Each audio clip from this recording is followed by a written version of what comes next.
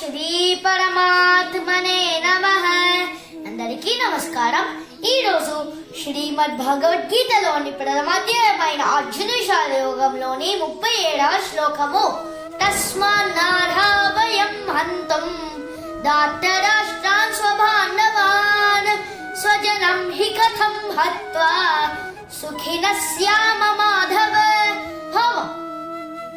కాబట్టి ఓ మాధవ, నా సొంత బంధువులైన ధృతరాష్ట్రుడి తనయులను చంపడంలో నాకు ఏ సుఖం దక్కుతుంది? 38వ శ్లోకము.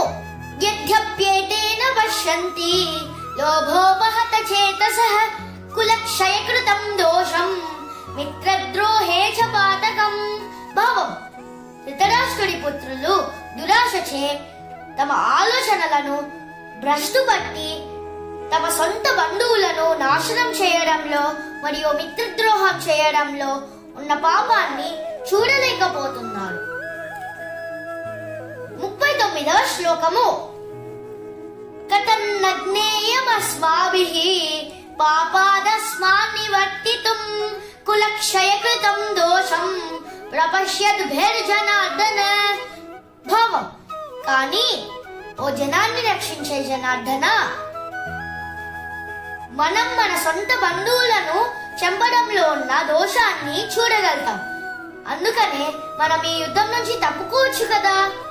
ఓం శ్రీ పరమాత్మనే నమః.